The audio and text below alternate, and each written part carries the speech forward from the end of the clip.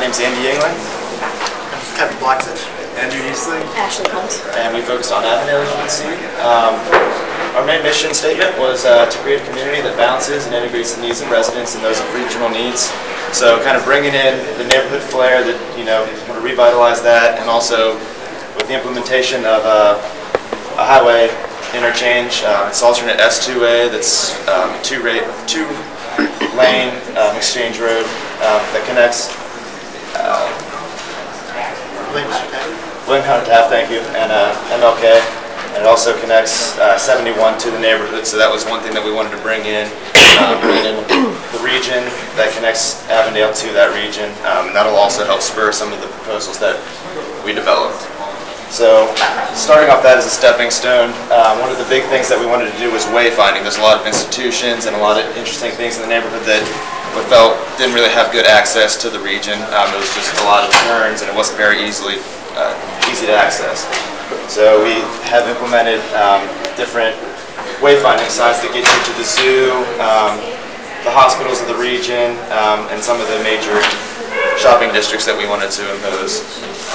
Also going with the connectivity, increasing the bus routes that are connecting all the way through Madison Road and also to UC and some of those, and also a streetcar that would connect Cincinnati Zoo, go over to Burnett, up to Rockdale, and go over to Xavier. So that'll be a big connection. So connection was one of the big things we wanted to do with Avondale, and also help to spur some of the other things we wanted to do. And also one thing that we considered was how this is going to impact the neighborhood and the residents.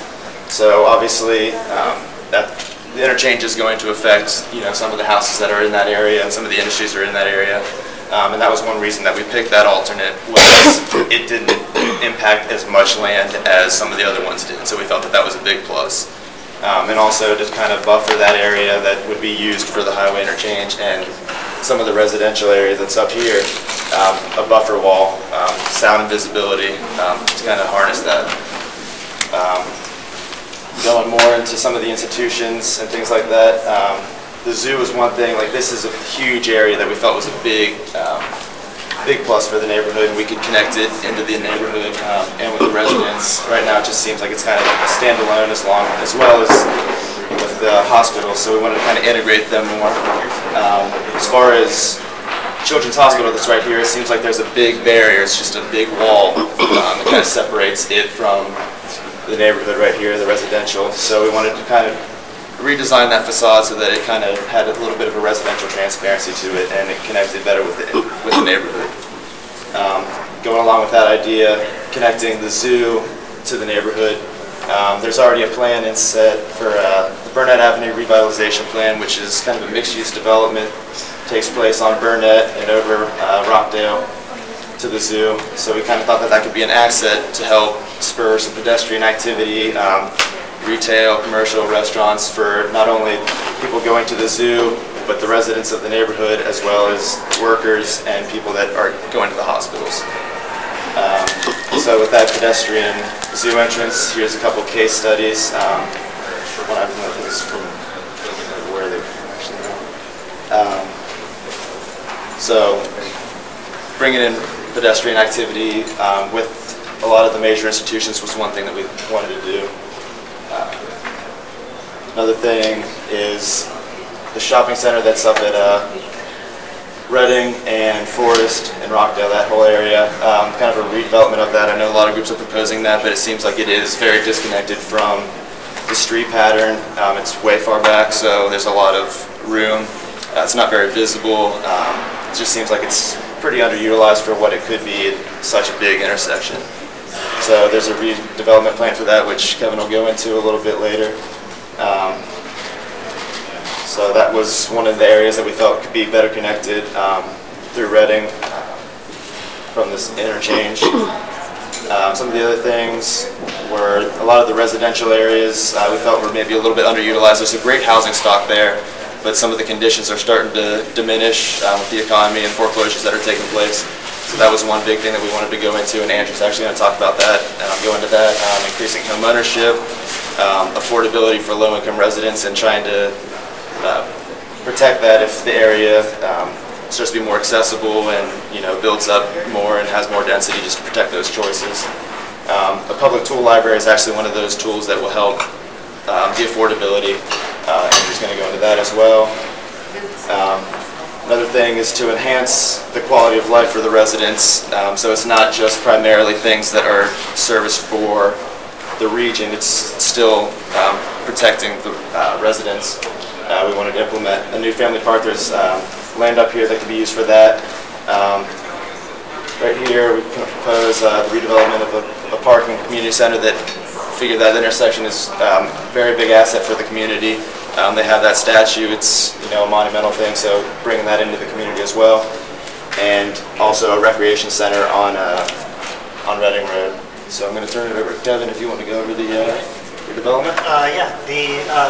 Firstly, the main thing that we're proposing is the demolition of the current demolition of the current town center to reconnect Forest to Reading, as well as Rockdale, which currently ends in a cul-de-sac here, which will connect Rockdale from Victory Parkway all the way to the zoo. And the connection at Forest will help connect the Burnett Avenue development, which he mentioned briefly, that's currently being proposed, to this new development, as well as down to the MLK area.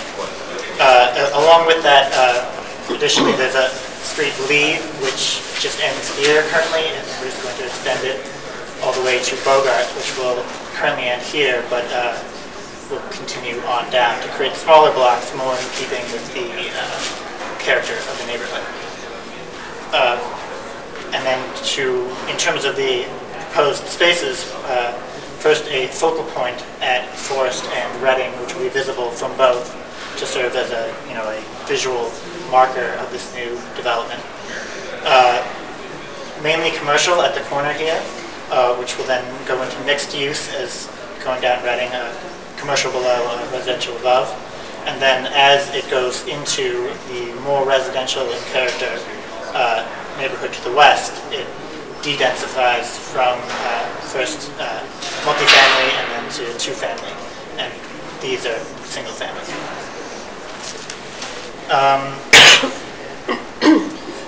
Another feature, we want to expand Lexington Market, which currently is in just this area, and we feel that it can be expanded to serve more as a neighborhood grocery store. The neighborhood from Lexington Market, grocery stores are within about 2.5 miles, so not very walkable.